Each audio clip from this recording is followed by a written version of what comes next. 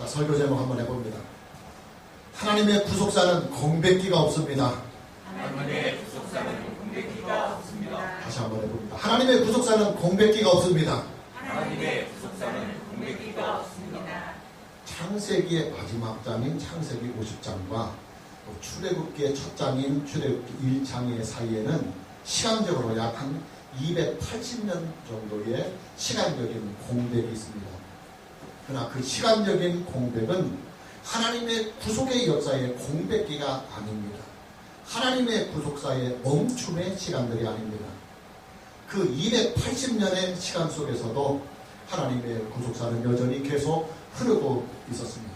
다만 그 280년의 역사들을 성경에 다 기록할 필요가 없기 때문에 성경은 그 280년의 시간들을 과감하게 생략하고 출애굽기 1장을 기록하고 있는 것입니다.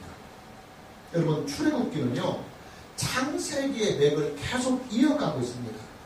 창세기는 야곱과 그의 가족 70여 명이 가나안 땅을 떠나 애굽으로 이주를 하면서 대간원의 막을 내렸습니다. 그리고 이제 출애굽기 1장은 애굽에 이주한 야곱의 자손들이 약 350년 동안 애굽의 고센 땅에서 살면서 얼마나 크게 번성하며 그리고 강대한 민족으로 성장을 하였는지를 보여주고 있는 것입니다. 성경에 기록되지 않고 있는 그 280년간의 공백기에도 하나님의 구속사는 멈추지 않고 계속 진행이 되고 있는 것입니다. 오늘 본문 1절에서부터 6절 말씀을 보면 야곱과 함께 각기 자기 가족을 데리고 애굽에 이른 이스라엘 아들들의 이름은 이러하니 루벤과 시몬과 레위와 유다와 이사갈과 수불론과 베냐민과 단과 납달리와 갓과 아셀이요, 야곱의 허리에서 나온 사람이 모두 70이요 요셉은 애굽에 있었더라. 요셉과 그의 모든 형제와 그 시대 사람은 다 죽었고 그랬습니다. 자, 출애굽기 1장 1절에서 6절의 이 말씀은 창세기와 출애굽기를 연결하는 연결의 고리입니다. 출애굽기는 창세기의 바톤을 그대로 이어받았습니다. 어떤 바톤이냐면 하나님의 구속의 역사를 계속 이어가는 구속사의 바톤을 출애굽기는 창세기로부터 물려받고 있는 것입니다. 여러분, 창세기는요, 하나님의 구속의 언약이 크게 세 가지로 약속이 되어 있었습니다. 첫째는 타락한 인류의 구원을 위해서 하나님께서 여자의 후손을 언약으로 주셨습니다. 하나님은 타락한 아담에게 여자의 후손을 통하여 구원할 것이라고 구원의 약속을 해주셨습니다. 그리고 아담에게 약속한 여자의 후손에 대한 이 언약은 아브라함과 이삭과 야곱과 유다에게도 계속 이어졌습니다. 그리고 이제 여자의 후손에 대한 그 구속의 언약이 출애굽기가 계속 바톤을 이어가고 있는 것입니다. 여러분, 출애굽기는요, 하나님의 선택을 받은 이스라엘 자손들이 애굽에서 탈출을 하는 역사를 생생하게 기록하고 있습니다. 이스라엘 자손들이 바로의 핍박으로부터 구원을 받는 사건들을 기록하고 있는 내용이 바로 출애굽기의 내용입니다. 그런데 여러분 보십시오. 자, 이스라엘 자손들이요, 애굽에서 나오게 되는 출애굽의 그 사건은 하나님께서 택하신 자들을 죄로부터 구원하시는 하나님의 구속사를 우리에게 보여주고 있습니다. 그리고 출애굽기에 등장하고 있는 모세는 여자의 후손으로 이 세상에 오실 우리 주 예수 그리스도의 모형인 것입니다. 출애굽기는 이렇게 창세기에서 약속해 주신 하나님의 구속의 언약을 그대로 이어가고 있는 것입니다. 하나님께서 창세기를 통해서 주신 두 번째 언약은 아브라함과 이삭과 야곱의 자손들에게 주시는 축복의 약속입니다. 하나님은 구속자를 위해서 선택을 받은 아브라함과 이삭과 야곱의 자손들에게 생육하고 번성해서 큰 민족을 이룰 것이라고 하는 언약을 창세기를 통해서 주셨습니다. 자, 이 언약이 언제 이루어지냐면 바로 오늘 본문 말씀에 와서 다 이루어집니다. 본문 7절 말씀을 보면 이스라엘 자손은 생육하고 불어나 번성하고 매우 강하여 온 땅에 가득하게 되었더라. 애굽으로 이주한 야곱의 70여 명의 가족들은 그 이주를 한 그때부터 약 350년의 세월을 거치면서 드디어 나라를 이룰 만큼의 큰 민족으로 번성을 하고 있는 것입니다. 근데 여러분 보십시오. 창세기에서 주신 하나님의 언약을 출애굽기는 그대로 바톤을 이어가고 있는 것입니다. 하나님께서 창세기를 통해서 언약으로 주신 세 번째 언약은 바로 약속의 땅인 가나안 땅입니다. 하나님은 아브라함과 이삭과 야곱의 자손들이 하나님을 섬기며 신앙을 가지고 살아갈 약속의 땅을 언약으로 주셨습니다. 그 언약의 땅이 어디냐면 바로 가나안 땅입니다. 자, 그 가나안 땅에 대한 약속이 언제 이루어지느냐면 출애굽기에서부터 시작이 되어서 여호수아에 가서 이루어집니다. 출애굽기는 이스라엘 자손들이 가나안 땅에 들어가기 위해서 먼저 1차적으로 애굽에서 나오는 것이요, 또 여호수아는 애굽에서 나온 바로 그 이스라엘 자손들이 가나안 땅을 정복해가는 그 정복의 기사를 기록하고 있는 것입니다. 하나님께서 창세기에 주셨던 세 가지 언약들이 출애굽기에서도 계속 이어져 가고 있는 것입니다. 여러분, 하나님께서 창세기를 통해서 약속해 주신 구속의 언약이 크게 세 가지라고 했습니다. 창세기 50장과 출애굽기 1장 사이에 있는 그 280년간의 그 공백기. 왜냐하면 이스라엘 백성들이 430년을 애굽에서 살았는데 아직 출애굽기 1장은 모세가 태어나기 이전이니까 모세가 80살에 출애굽을 시키니까 80년을 빼고, 그 다음에 요셉이 40세에 총리가 되어서 110세에 죽었으니까 70년을 빼면 280년이라고 하는 공백기가 나오는 것입니다. 그러나 창세기 그 50장과 출애굽기 1장 사이에는 이 280년간의 이 공백기에도 하나님의 구속사는 쉬거나 멈추지 않고 계속해서 흐르고 있었다고 하는 사실입니다. 다만 그 280년의 그 세월들을 일일이 다 기록할 필요가 없기 때문에 과감하게 성경의 기록에서 생략을 했을 뿐입니다. 이런 세월들까지 다 성경에 일일이 기록을 하려면 성경의 부피가 엄청나게 늘어나기 때문입니다. 여러분, 지금 저와 여러분이 살고 있는 지금 이 시대와 성경의 마지막 장인 요한계시록 22장의 사이에는요, 무려 1900년간의 공백기가 있습니다. 요한계시록 마지막 장인 22장이 쓰여진 시대가 한 AD 100년경이 됩니다. 서기 100년경이 됩니다. 그리고 지금 우리는 2018년도에 살고 있으니까 2018년에서 100년을 빼면 약 1900년의 긴 공백기가 있습니다. 그러나 여러분, 지금 우리가 살고 있는 이 공백기에도 하나님의 구속사는 고고히 계속 흐르고 있습니다. 하나님의 구속의 역사는 멈추지 않고 계속 흐르고 있습니다. 물론 창세기에서 약속해 주신 여자의 후손은 이미 오셨습니다. 그리고 이미 구속의 그 언약을 이루셨습니다. 그 구속의 사건이 바로 예수님의 십자가 사건이요, 그리고 예수님의 부활의 사건입니다. 그러나 여러분, 우리는 이것을 알아야 합니다. 하나님의 구속의 사건이 완성이 되는 구속의 결승점은 아직도 남아있다고 하는 사실이에요. 그리고 우리는 지금 그 결승점을 향하여 계속 달려가고 있는 중입니다. 경주를 계속하고 있습니다. 하나님의 구속사의 결승점이 어디냐면 예수님의 재림 때입니다. 여러분, 신약 성경의 마지막 장인 요한계시록 22장은요, 예수님의 재림을 언약으로 주신 후에 그 대단원의 막을 때리고 있습니다. 요한계시록 22장에는 예수님의 재림에 대한 약속이 무려 3번씩이나 거듭 강조가 되고 있습니다. 우리가 참고 구절로 요한계시록 22장 7절 말씀을 보면 보라, 내가 속히 오리니 그랬습니다. 그리고 계속해서 참고 구절 요한계시록 22장 12절 말씀을 보면 보라, 내가 속히 오리니 다시 강조하고 있습니다.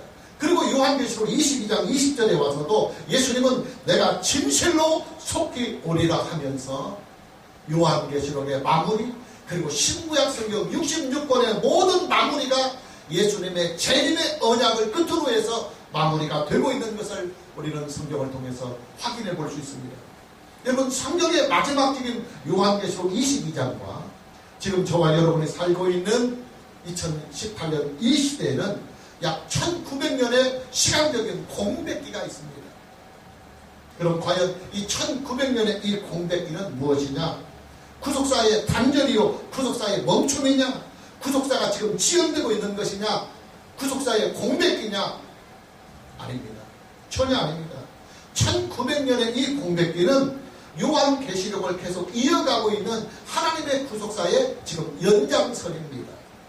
요한계시록을 이어가고 있는 하나님의 구속사가 지금 우리 시대에도 계속 이어져 가고 있는 것입니다.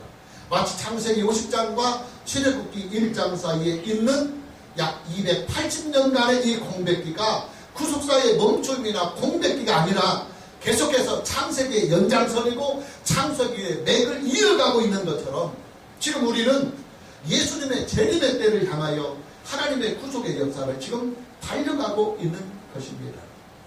여러분, 지금 저와 여러분들에게는요, 예수님의 재림이 언약으로 주어졌습니다. 물론 창세기에서 언약으로 주신 여자의 후손에 대한 이 언약은 이미 1900년 전에 예수님이 이 세상에 오시고 십자가에 달리시고 부활하심으로 이미 성취되었습니다. 그러나 지금 우리에게는 하나님의 구속사의 결승점인 예수님의 재림이 새로운 언약으로 우리에게 다시 주어졌습니다. 지금 우리는 예수님의 재림에 대한 새로운 이 언약을 믿음으로 받아서 하나님의 구속사의 결승점을 향하여 달려가고 있는 중입니다. 그러니 여러분, 저와 여러분의 믿음은요, 십자가에 못 박혀 죽으신 예수님만 믿어서는 안 됩니다. 죽은 자 가운데서 3일 만에 부활하신 예수님만 믿어서도 안 됩니다.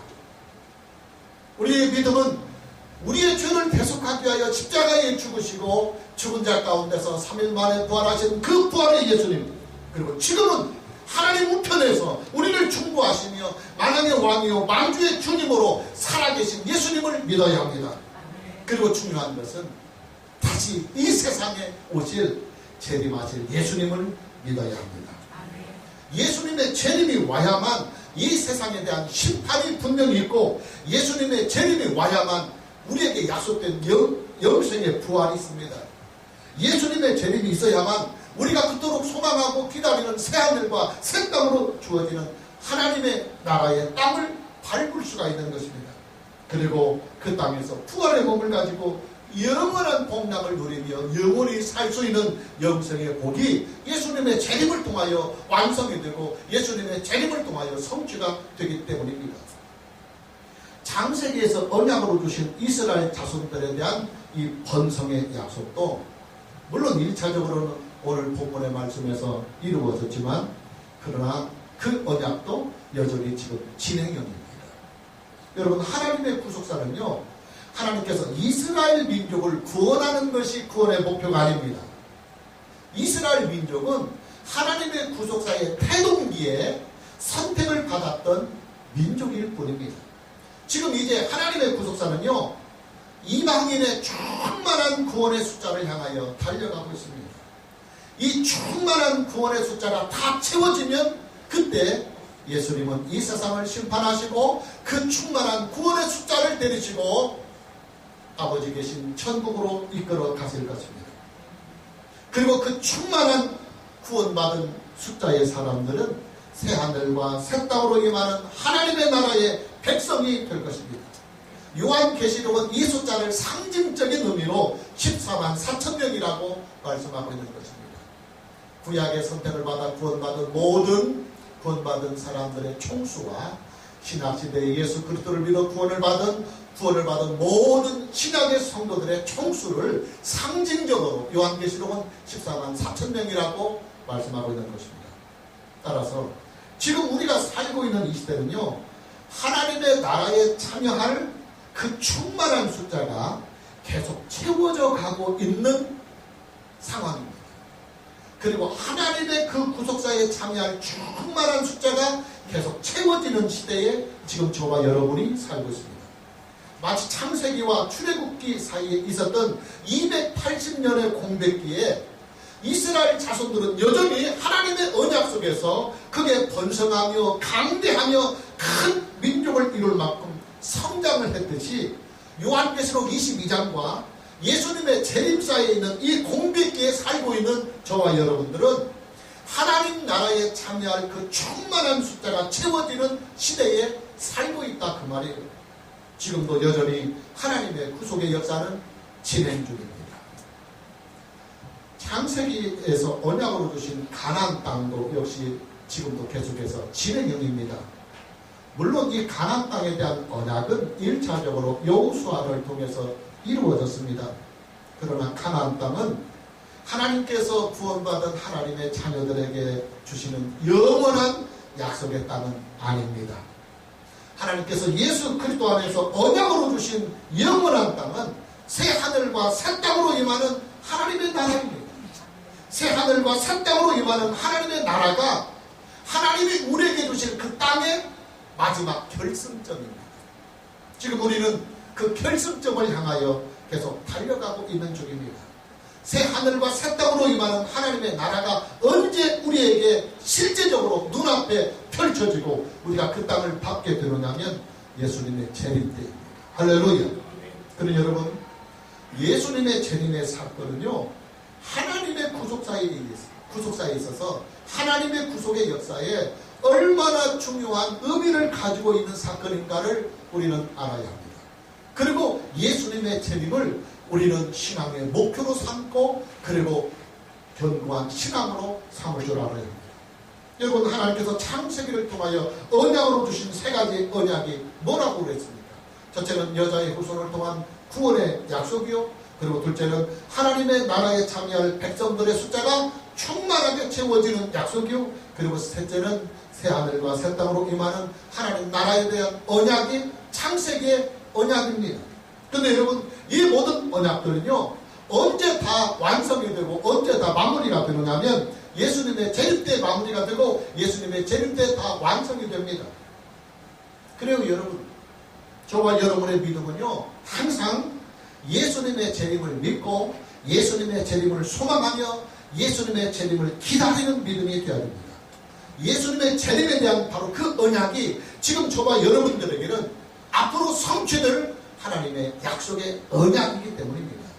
오늘 저와 여러분 모두에게 예수님의 재림을 믿고 예수님의 재림을 소망하고 예수님의 재림을 기다리는 은혜가 있기를 주님의 이름으로 축복합니다. 뿐만 아니라 그 예수님의 재림이 현실로 왔을 때 저와 여러분 모두는 영생의 부활에 참여하고 그 부활의 몸으로 새하늘과 새 땅으로 임하는 하나님의 나라에 참여할 수 있는 은혜가 있기를 주님의 이름으로 축복합니다. 아멘. 자, 예수님의 재림의 때가 임박하면 교회에 대한 세상 권력의 핍박이 아주 거세게 일어납니다. 여러분, 성경의 역사와 성경의 기록은요, 하나님의 구원의 때가 임박하면 임박할수록 그리스도인들에게 엄청난 핍박이 있을 것임을 예고하고 있습니다. 자, 이 예수님께서 이 세상에 태어나신 때를 보십시오. 예수님께서 이 세상에 사람으로 오실 때 헤롯 대왕이 얼마나 핍박을 했습니까? 헤롯 대왕은요, 예수님을 죽이기 위해서 유대 전역의 2살 이하의 모든 산의 아이들을 다 죽였습니다. 예수님이 누군지를 모르니까 예수님이 태어난 때를 대략 이렇게 계산을 해가지고 아예 2살 이하의 모든 산의 아이들을 다 죽였습니다. 초대교회가 받은 핍박과 환난을 보십시오. 성령의 강림과 함께 예루살렘 교회에 엄청난 부흥의 역사가 일어나자 곧바로 유대교회에서 엄청난 핍박을 사도들과 예루살렘 교회에 가하기 시작합니다. 우리가 이미 수요일날 요한계시록을 한번 살펴봤지만 요한계시록을 보면요, 환난의 때가 나옵니다. 예수님의 재림을 앞두고 나타나는 적 그리스도의 엄청난 핍박을 성경은 예고하고 있는 것입니다. 자, 오늘 본문의 상황도 마찬가지입니다. 이스라엘 자손들의 구원의 때가 이제 임박하게 되니까 가장 먼저 어떤 일이 나타나느냐면 애국왕 바로가 이스라엘 자손들을 핍박하는 것입니다. 근데 이 핍박이요, 장난이 아니에요. 아주 엄청난 핍박입니다. 애국왕 바로가 이스라엘 자손들을 핍박하는 내용을 한번 본문을 통해서 함께 살펴봅니다.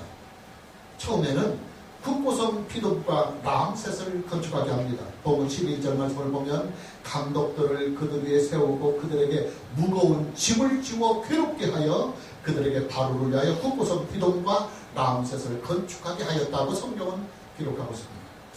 국고성 피돔과 람셋 건축을 위해서 이스라엘 자손들에게 강제 노역을, 선택이 있는 자유 노역이 아니라 임금을 받고 하는 그런 노역이 아니라 강제 노역을 엄하게 시켰다는 말입니다. 자, 이 강제 노역이 얼마나 가혹했는지 좀 더 구체적으로 봅니다.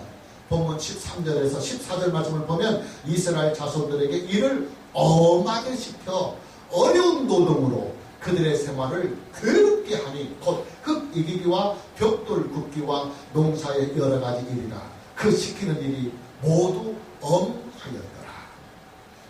우리가 이제 곧 만나게 되겠지만 출애굽기 5장을 보면 출애굽기 5장 7절 말씀을 우리가 참고 구절로 보면 나중에는요 애굽왕 파로는 벽돌을 만들 때 벽돌을 만들려면 벽돌을 단단하게 하기 위하여 집이 들어가는데 집을 주지 않고 이제 집까지 이스라엘 자손들이 이제 공급해가지고 벽돌을 만들게 합니다. 바로의 핍박은 여기에서 그치지 않습니다. 바로는 히브리 산파를 시켜서 이스라엘 여인들이 자녀를 낳을 때 그 자리에서 확인을 해가지고 아들이면 죽여버리라, 그리고 딸이면 살리라고 하는 명령을 히브리 산파에게 내립니다. 본문 16절에 보면 이르되 너희는 히브리 여인을 위하여 해산을 도울 때에 그 자리를 살펴서 아들이거든 그를 죽이고 딸이거든 살려두라. 바로의 핍박이 여기서 끝나지 않아요. 이제 이스라엘 자손들을 죽이기로 마음먹은 이 바로는 악귀가 되어버립니다. 그리고 급기야 최악의 박해를 가기 시작합니다. 이스라엘 여인들이 아들을 낳으면 무조건 다 나일강에 던져 죽이라고 하는 명령을 내리는 것입니다. 본문 22절에 보면 그러므로 바로가 그 모든 백성에게 명령하여 이르되 아들이 태어나거든 너희는 그를 나일강에 던지고 딸이거든 살려두라. 자, 이런 엄청난 핍박의 상황이 벌어지고 있는 그 틈바구니에서 모세가 출애굽기 2장에서 태어납니다. 마치 헤롯대왕의 그 엄청난 박해의 틈바구니 속에서 예수님이 탄생하듯이 말입니다. 그리고 하나님은 모세의 나이 80세가 되었을 때 모세를 애굽 왕 바로에게 보내서 바로의 그 핍박으로부터 이스라엘 자손들을 구원하시는 것입니다. 여러분, 그리스도인들이 이 세상에 권력으로부터 받는 이 핍박은요 성경에 이미 예고가 되어 있습니다. 그리고 그 핍박이 최고조에 달할 때쯤 예수님의 재림이 오십니다. 예수님이 오셔서 성도를 핍박하고 교회를 핍박하는 이 세상을 심판하시고 환난 중에 있는 성도들을 구원하시는 것입니다. 이게 바로 요한계시록에서 말씀하고 있는 666입니다. 예수님의 재림의 때가 임박하면 가장 먼저 첫 그리스도가 나타나고 그 첫 그리스도를 선전하고 포장하는 거짓 선지자가 나타나서 거짓 선지자와 첫 그리스도는 함께 연합해서 그리스도의 몸된 교회 그리고 성도들을 엄청나게 핍박하고 박해할 것입니다. 정치와 종교가 밀원의 관계를 가지고 있어요. 첫 그리스도는 정치가 그리고 거짓 선지자는 종교자입니다. 그렇기 때문에 정치와 종교가 밀원의 관계를 가지고 교회를 핍박하는 시대가 마지막 때에 반드시 있다고 성경은 우리에게 예고하고 있습니다. 여러분, 교회에는요 환난의 때가 있습니다. 그 환난의 때는 마지막 때 일어나는 현상입니다. 그리고 그 환난의 때가 최고조에 달할 때 예수님의 재림이 있다고 성경은 우리에게 약속하고 있는 것입니다. 감사한 것은 환난의 때를 도우시는 하나님의 은혜가 있다고 하는 사실입니다. 애굽왕 바로의 핍박에 대응하시는 하나님의 도우심을 오늘 본문을 통해서 함께 만나봅니다. 애굽왕 바로가요 이스라엘 자손들을 학대하면 학대할수록 하나님은 이스라엘 자손들을 더욱 번성하게 하셨습니다. 본문 12절 말씀을 보면 그러나 학대를 받을수록 더욱 번성하여 퍼져나가니 애굽 사람이 이스라엘 자손으로 말미암아 근심하였다. 바로는 처음에 이스라엘 남동네들에게 엄하게 강제 노역을 시키면 저녁에 부부가 잠자리 하기가 힘들어지니까 그런 방법을 통해서 자식을 갖지 못하도록 아들들을 낳지 못하도록 처음에 시도했던 거예요.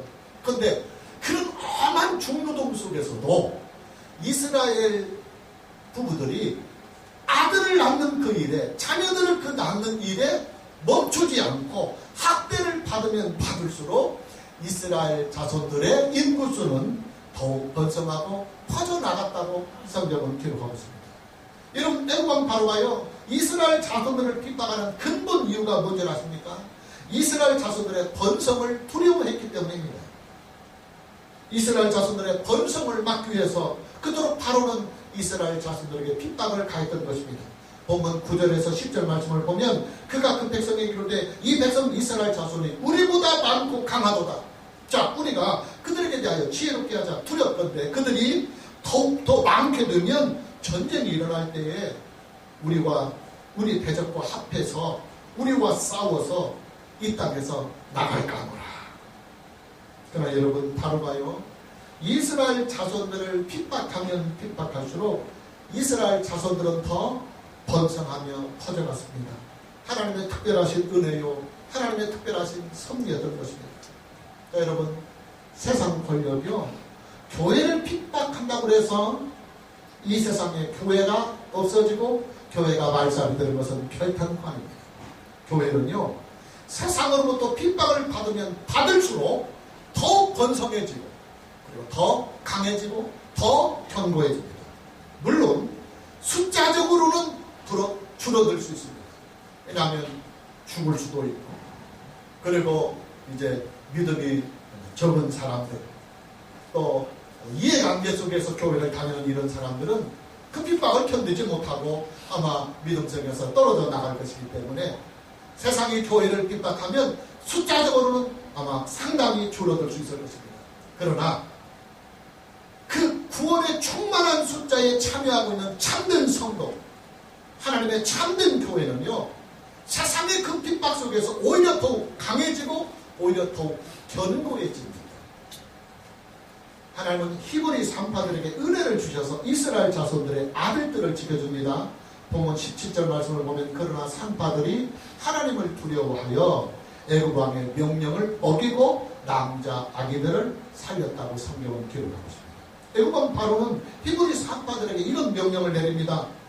처음에는 거대 노동을 시켜가지고 잠자리를 금하게 해가지고 못하게 해서 이제 출산을 억제시키려고 했는데 그것이 안 되니까 두 번째로 취했던 방법이 이제 자녀를 낳을 때 이렇게 의사 역할로 낳는 것을 도와주는 히브리 산파들을 불러다가 명령을 내리는 것입니다. 이스라엘 여인들이 출산을 할 때 남자아이들은 죽이고 여자아이들은 살리라 하는 것입니다.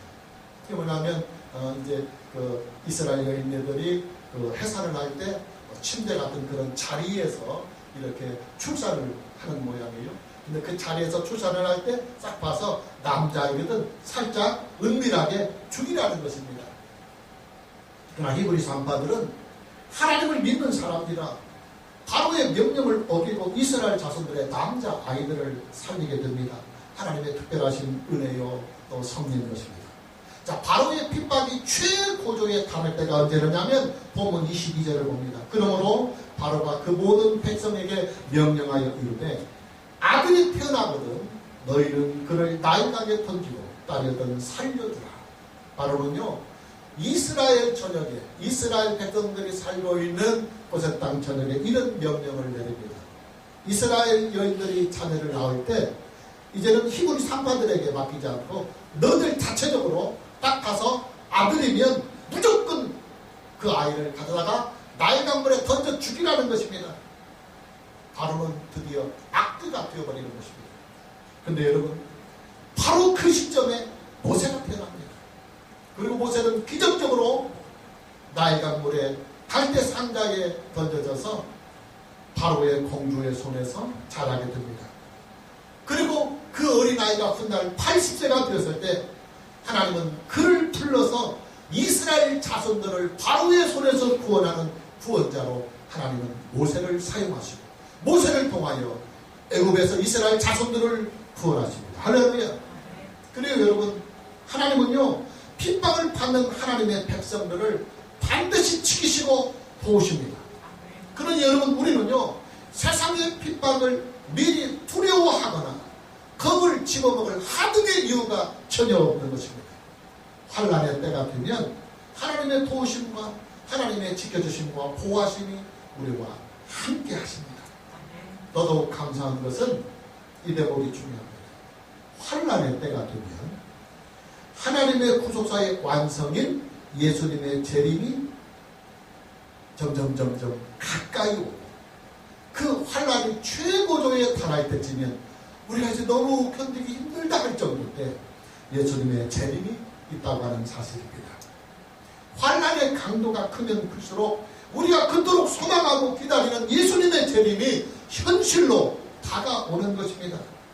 여러분, 그리스도인들이 받는 의의 핍박은요, 잘 들어보십시오.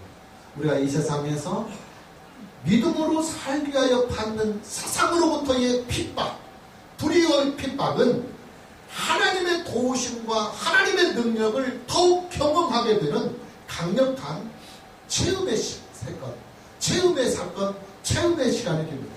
하나님은요, 환란 중에 있는 성도들에게 강한 능력과 기적을 주셔서 그 환란의 때를 통하여 하나님의 능력과 그리고 하나님의 기적을 강하게 체험하게 하십니다.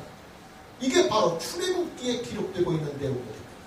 여러분, 우리가 앞으로 출애굽기를 보면 엄청난 기적의 사건들이, 말도 못하는 기적의 사건들이 출애굽기에 수두룩 나올 것입니다.